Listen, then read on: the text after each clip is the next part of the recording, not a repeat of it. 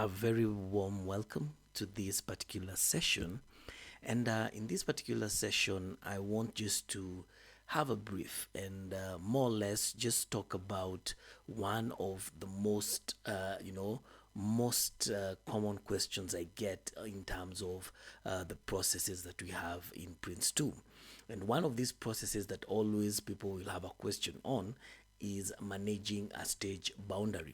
And the reason why this is a common question is because remember, as principles of Prince2, one of the principles is managed by stages. And you find that sometimes people would more or less get into just trying to understand more and see the difference between the principle and the process. So here I'm just going to briefly just talk about the two. Now remember, as a principle, our guidelines, our guiding obligations, one of the principles in Prince2 is basically managed by stages. Okay, so if you're going to manage by stages, remember, for a project to be a Prince2 project, then all the principles have to be applied. Now, the manage by stages principle basically talks about that in any project that we're going to have, we need to break it down into stages. Now, as a minimum, in any projects that we're going to have, we can have a minimum of 2 stages. Okay, which means that one, you want to have an initiation stage, okay, and two, we want to have any other management or delivery stage, meaning that for any Prince2 project, you can have as a minimum just 2 stages. Okay, so I can have one stage where I'm going to do the initiation of the project, I get approval, and then I basically deliver that project and close the project within the second stage. Now, when we talk about managing a stage boundary, if you go back to one of my videos that I was talking about the Prince2 processes, then you'd see where that comes in. So I'd recommend that you go back and check on that video.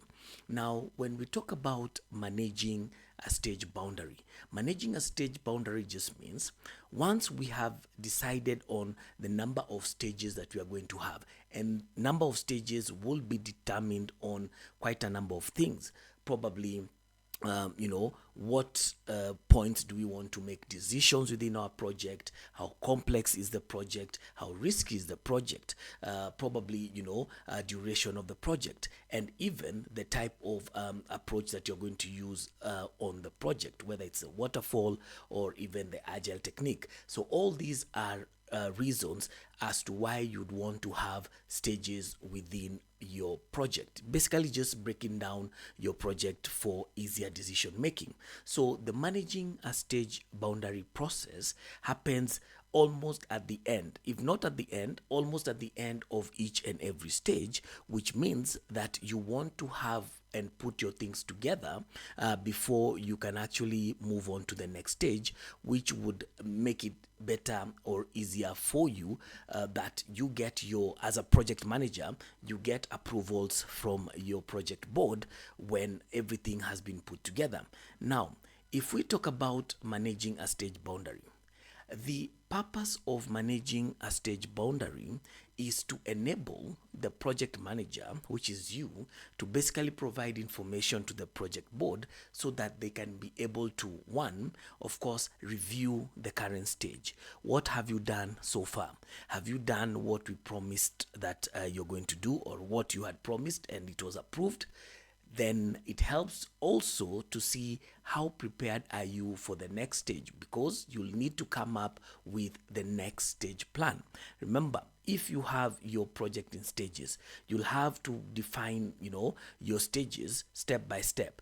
And we are basically just saying that you need to have your plans. If you say, I'm going to do my initiation there, as part of my project, then as I move on, then I have my, if I was to say, 1, 2, 3, 4, whatever number of stages that you're going to have, we are basically saying that you want to have your project more or less being authorized as you move one stage to the next. Okay, so the other thing that they want to do is to review the updated project plan.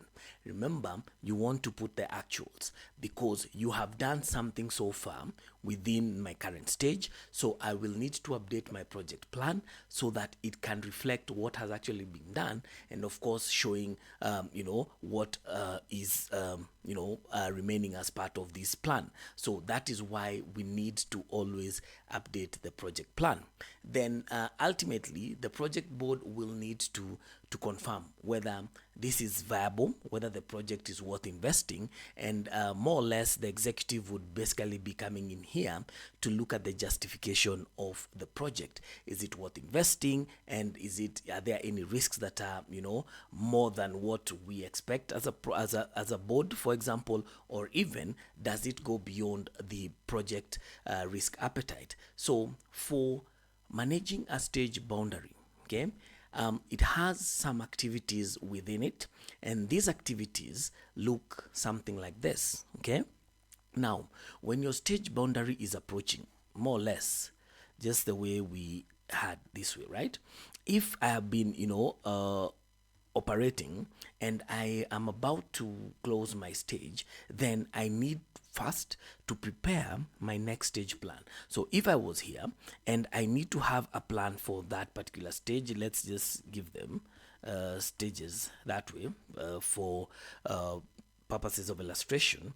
Then if I am here at the first stage, then as I am about to complete this particular stage, then I need to prepare the next stage plan.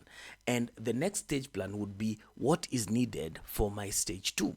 Then from there, I need to update my project plan. Now, going back to PRINCE2, PRINCE2 has a number of plans, and this again you can get from my videos.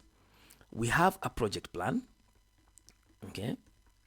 Then we have our project plan broken down into stages. So we'll have a stage plan, stage plan, stage plan. The last stage, you would basically just have the plan from the previous stage. Sorry, just a minute. Sorry. Okay, there. Then my stage plans can be broken down into team plans. Okay, where each and every stage can have several teams, and each of them will have their team plans. So what we are basically saying is, if I'm going to prepare my next stage plan right here, then I would need to update the project plan with the actuals. What have we done so far based on the plan? And because remember, anything that you do in your stage here will of course ultimately affect your project plan. And once your project plan is updated, then your business case, the justification to your project, okay, the why, where we document the why, then it also has to be updated. So once you have this, as you move, remember I am here, I am going on to the next stage, then I need to have my stage plan for stage 2, and of course update the project plan with actual so far, update the business case so that it justifies whether this is something that we need as we move on. Okay, then I will need to evaluate my current stage, meaning I was in stage 2, for example. Then as I'm about to close, I need first to ensure, have I done, okay, have we actually done what we meant or what we had promised to do based on the plan we had given? And that is where now evaluation comes in. And at this point, I will need to have an end stage report, okay? And also I can have a lessons, either the lessons report or lessons log that will be put in and be part of my end stage report. What if there are any lessons that have been learned, any lessons that have been learned over the period of the stage, then I want to document them as part of my end stage report. Then from there I will go back, request the next stage, and this is the project board. And project board are in charge of the directing process. Okay, so once they look at my stage plan for the next stage, they look at the business case and it is viable, then they can authorize the stage plan.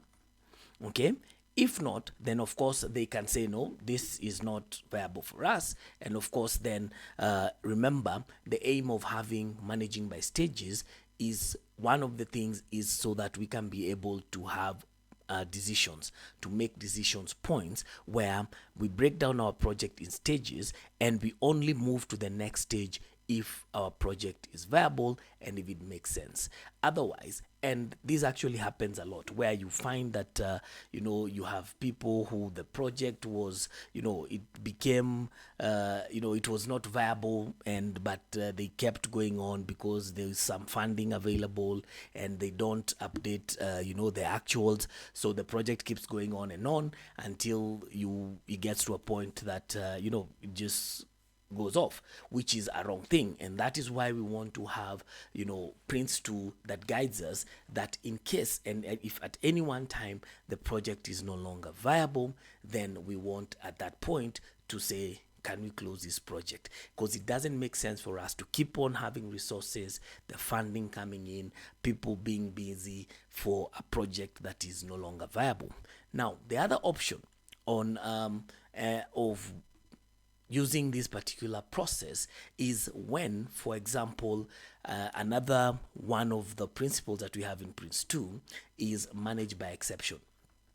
Okay, now managing by exception just means that we have 7 aspects in PRINCE2. And again, this you can see from my videos where we talk about the 7 aspects of PRINCE2 and what the PM is supposed to do as part of controlling the project. Now, if any of these 7 aspects, for example, time, cost, benefit, scope, quality, risk, sustainability, if any of them are forecast to be breached and the PM has realized that he has no way out, and he will need some form of exceptions on any one of them, then he'd go back to the project board and try to explain himself, and the board will ask him, can you come up with an exception report first? Okay, now the PM will come up with an exception report, basically just explaining the situation at hand and how we got here. Then if it makes sense to the project board, then they will ask him, can you come up with an exception plan? Okay, so you as a PM will now come up and prepare an exception plan. So remember, your exception plan, okay, if we were to add any other plan in PRINCE2, remember I had mentioned the project plan, stage plan, and team plans, then you can have an exception plan when things are not going as expected, right? You want to make some changes on what had previously been agreed on, and the project board will ask the PM to come up with an exception plan. So you prepare your exception plan, come up with it, then from the exception plan you'll update your project plan with again the actuals, update your business case, justification, and at that point there probably will not be a need of evaluating the stage because you had already given the exception report. So unless of course they ask for that, the project board asks for that, it will not be as necessary. So once you update the business case, then you can request for the next stage, which basically just means that you're going back now to the board and telling them, this is my plan for the next stage, this is what I want to do, and based on the agreed on time, the additional cost, or whatever it is, then this is what I want to do. Then it goes back, the project board looks at it, and if it makes sense to them, if the justification is reasonable enough, then they will approve, and then that now becomes the plan for the next stage. In short, you don't move on and say, we have an exception plan. No, it now becomes the stage plan for the next stage. So remember, managing a stage boundary is important in PRINCE2 and in any project, and more or less necessary for decision making, because we don't want to keep on moving in a project that has probably lost course, that has probably is no longer viable, probably a lot is being lost. So PRINCE2 recommends, or basically gives us the managing stage boundary for us to be able to always check and make decisions on whether our project can still move on, and approvals and authorizations are done stage by stage.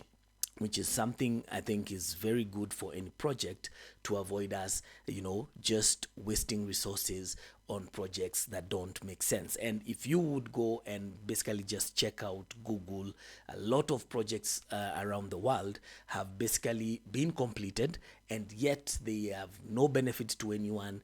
They have, resources have been spent, yet the products have never been used by anyone. So to avoid this, managing a stage boundary is important, but of course it will be important if we actually put the actuals and we are honest to ourselves. The PM does and has and puts up everything there, and the project board also gives authorization purely based on whether it is still a viable project and it makes sense to everyone.